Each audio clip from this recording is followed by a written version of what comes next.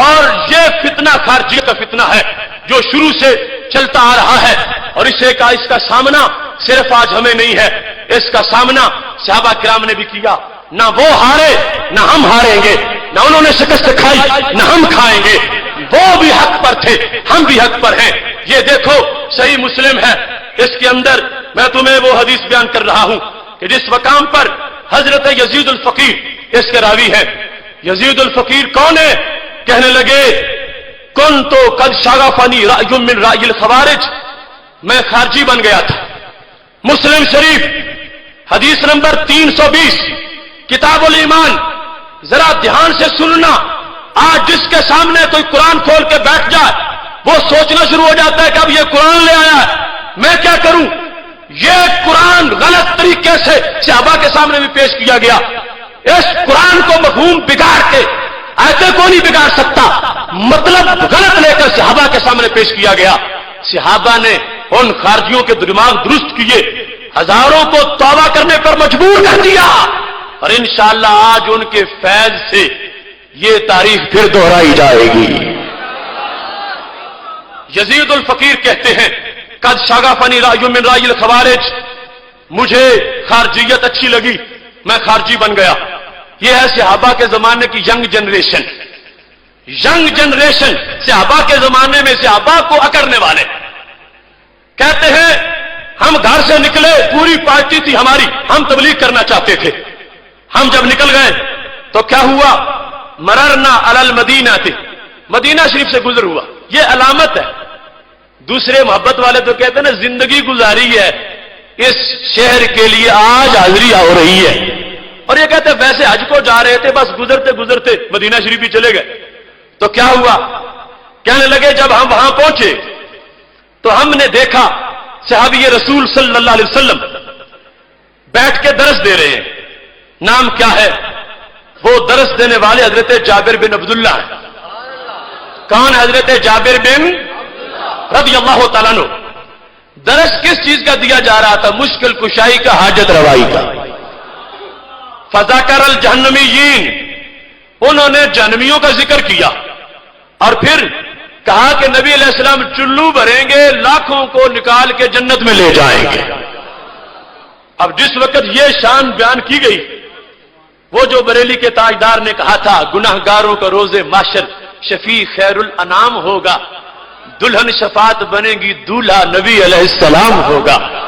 ادھر وہ گرتوں کو تھام لیں گے، ادھر پیاسوں کو جام دیں گے. صراط میزان حوض کوثر یہی وہ علی مقام ہوگا. آنا لہا کہہ کے آسیوں کو لیں گے آغوش مرحمت میں، عزیز اکلوتا جیسے ماں کو نبی کو اپنا غلام ہوگا. اب حضرت جابر یہ ادھر سے محبت دے رہے ہیں. جگہ کون سی ہے؟ مسجد صحابی رسول صلی اللہ علیہ وسلم درس دے رہے ہیں، اور عقیدہ وہی ہے جو صحابہ کا ہے، جو ہمارا. جب یہ بات بیان کی گئی تو یزید الفقیر کہتے ہیں میں اٹھ کے کھڑا ہو گیا. اب دیکھنا جسارت، بوڑھے صحابی کے سامنے نوجوان اٹھ کے کھڑا ہو گیا. یزید الفقیر کہتے کیا ہیں؟ قلت لہو، میں نے کہا یا صاحب رسول اللہ صلی اللہ علیہ وسلم ما ھذا الذی تحدثون، یہ تم کیا تقریریں کر رہے ہو؟ حضرت یزید جو طائب ہوئے تھے پہلے خارجی تھے، خارجیوں کی نشانیاں بھی دیکھنا. خارجی بن گئے تھے اور نبی علیہ السلام کے فائدے کا انکار کر رہے تھے، اور کہنے لگے ہوش کرو، اللہ کے نبی کے تم صحابی ہو اور تقریریں تم کیا کر رہے؟ ما ھذا الذی تحدثون. یہ صحابی کو اکڑنے لگے. ینگ جنریشن، تم یہ تقریر غلط کر رہے ہو کہ اللہ کے نبی جہنمیوں کو نکال سکتے ہیں. نہیں بالکل نہیں نکال سکتے. کیوں؟ کہنے لگے میرے پاس قرآن ہے، میں قرآن پیش کرتا ہوں. آپ نے فرمایا کیا قرآن ہے تیرے پاس؟ کہنے لگا، یزید کہتے ہیں میں نے کہا کلما ارادوا ان یخرجوا منها اعیدوا فیہا. یہ آیت ہے قرآن مجید میں، سورہ سجدہ کی آیت نمبر 30 ہے. اس کے اندر کلما ارادوا ان یخرجوا منها اعیدوا فیہا، کہ جب بھی جہنمی جہنم سے نکلنا چاہیں گے ان کو الٹا کر دیا جائے.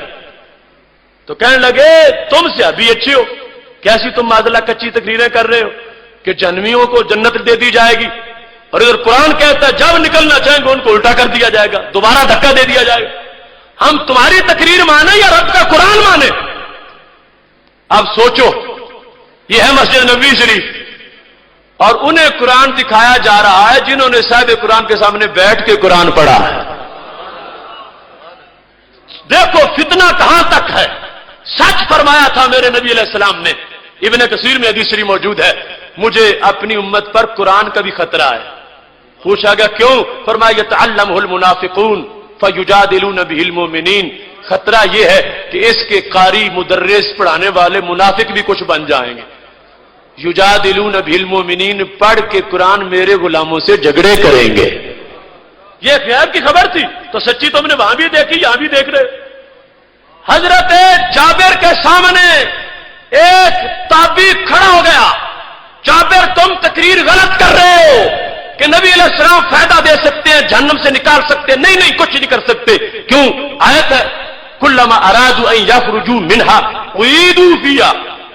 اب جس وقت یہ آیت پڑھی تو بھاگ کے کہاں جا سکتا تھا؟ آخر جنہوں نے نبی علیہ السلام سے پڑھا ہے ان کو پتا ہے کہ آیت کا مطلب کیا ہے۔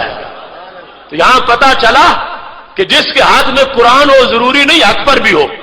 یہ یزید الفقیر خود جو جھوٹ پر تھے بیان کر رہے ہیں، کہنے لگے میں نے جس وقت آیت پیش کر دی اور میں بڑا بھاری بھرکم انداز میں بول رہا تھا کہ ما تحدثون، کیا تم بیان کر رہے ہو، بڑی میں تنقید کر رہا تھا۔ کہنے لگے حضرت جابر نے بڑے ٹھنڈے سینے سے میری بات کو سنا اور ایک بات مجھ سے پوچھی، اے قرآن کی آیتیں پڑھنے والے، حل سمعت بمقام محمد صلی اللہ علیہ وسلم الذی یبعثہ اللہ فیہ، کیا قرآن میں کہیں کوئی مقام محمود والی آیت بھی ہے؟ دیکھنا، جواب دیکھو جابر بن عبداللہ رضی اللہ تعالیٰ عنہ کا۔ اور اس سے پہلے جو جھٹکا لگایا تو بڑا جھٹکا تھا بریلویت والا۔ کیا فرمایا اتقرأ القرآن، وہ میرے سامنے تو قرآن پڑھتا، تم آج لگے ہو ہمیں قرآن سنانے، کل تم پیدا ہوئے ہو آج ہمیں قرآن بتاتے ہو۔ اتقرأ القرآن، کیا تم قرآن پڑھتے ہو؟ یزید کہنے لگے میں نے کہا نام، قل تو نام، ہاں ہم پڑھتے ہیں۔ جوش تھا بڑا خارجیت کا، ہم پڑھتے ہیں قرآن۔ حضرت جابر نے کہا پھر سن، حل سمیت بمقام محمد صلی اللہ علیہ وسلم، کیا تمہیں مقام محمود والی آیت نظر نہیں آئی؟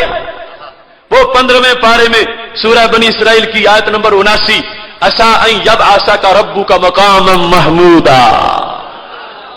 اب دیکھنا، قرآن پڑھنے والے کچھ ایسے بد دماغ ہوتے ہیں، ان کے دماغ کو صحیح کرنے کے لیے فکر صحابہ کی ضرورت ہوتی ہے۔